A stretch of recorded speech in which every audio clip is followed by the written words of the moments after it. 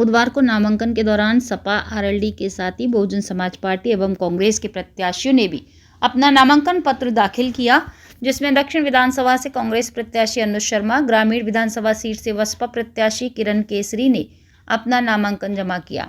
इस दौरान उनके समर्थकों ने माला पहनाकर उनका स्वागत किया। दोनों ही प्रत्याशी भाजपा सरकार पर आक्रामक दिखाई दिए। वो उन पुरानी घटनाओं का जिक्र करने से भी नहीं चूक रहे जिनको लेकर भाजपा सरकार में पिछले दिनों जमकर बवाल हुआ था। अगर भारत न्यूज से बात करते हुए दक्षिण सीट से कांग्रेस प्रत्याशी अनुज शर्मा व ग्रामीण सीट से बसपा प्रत्याशी किरण केसरी ने भाजपा पर आरोप लगाते हुए अपनी प्राथमिकताएं बताईं।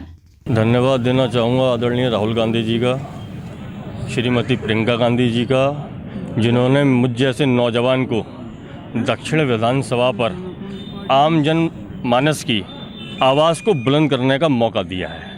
मैं जनता के बीच में धर्म आस्था को लेकर नहीं जाऊंगा, मैं जनता के बीच में जनता के मुद्दों को लेकर जाऊंगा। बढ़ती महंगाई, बढ़ती बेरोजगारी, ध्वस्त कानून व्यवस्था और महिलाओं के उत्पीड़न को लेके आगरा में दक्षिण विधानसभा पे विकास और विनाश की लड़ाई होगी।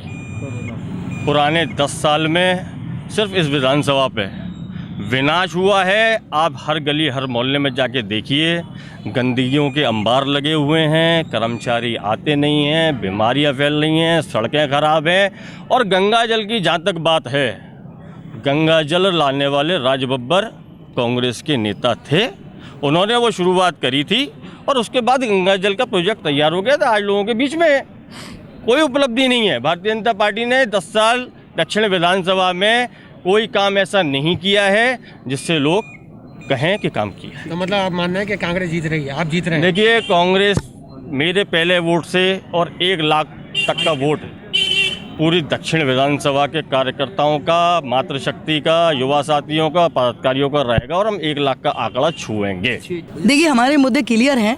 आज किसान बहुत परेशान है, किसान की समस्याएं हैं, ढेर सारी समस्याएं हैं। तो जो किसानों की समस्याएं हैं वो हमारी प्रथम प्राथमिकता है। दूसरा, आज आपने जैसा कि देखा है कि आज बहन बेटियां बहुत डर और सहमे हुए माहौल में रह रही हैं, भय के माहौल में रह रही हैं।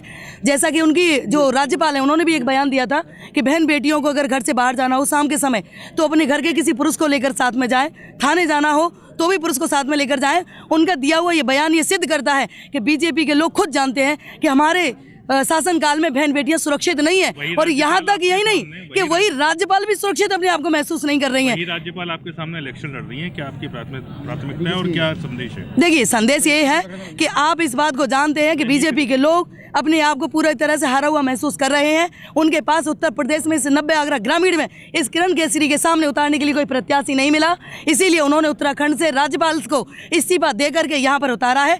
तो आप समझ सकते हैं कि उनकी स्थिति किस तरह की है। क्या प्राथमिकताएं रहने वाली हैं? क्या क्षेत्र की समस्याएं कैसे निराकरण? देखिए, क्षेत्र की समस्याएं जैसे आपने देखा होगा कि इस समय सड़क की समस्या सबसे बड़ी समस्या है। अजीजपुर में बहन बेटियों का जो आपने धरना देखा है, और भी जगह बहुत सारी जगह दलदल बनी हुई है सड़कें, सड़कों पे कोई काम नहीं हुआ है। बिजली है, पानी है, स्वास्थ्य है, क्योंकि सारी समस्याएं से लोग जो प्रताड़ित हैं, तो वो सारी समस्याएं जनता की जितनी भी हैं वो सारी समस्याएं हमारी प्रथम प्राथमिकता में है और क्षेत्र का चौतरफा विकास हमारी प्रथम प्राथमिकता है।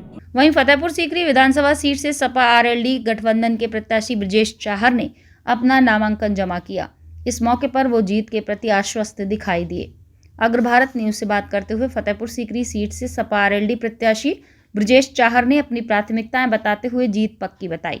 देखिए, किसानों का मुद्दा सबसे महत्वपूर्ण है, बेरोजगारी मुद्दा है, महंगाई मुद्दा है, और उसके अलावा सबसे बड़ी बात यह है कि सत्ता और सरकार ने जो अनदेखी जनता के साथ की है, ये हमारा मुद्दा है। हम इसको लेकर के जनता के बीच में जाएंगे और मेरा कई वर्षों का पिछला जो संघर्ष है वो मुझे आशा है, विश्वास है, इस बार जनता मुझे आशीर्वाद देगी।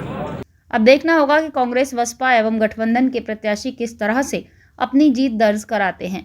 फिलहाल भाजपा के नेटवर्क के आगे सभी पार्टियों का नेटवर्क फेल दिखाई दे रहा है, जिसके चलते अन्य पार्टियों को नुकसान हो सकता है। अग्र भारत न्यूज के लिए राजेश कुमार की रिपोर्ट।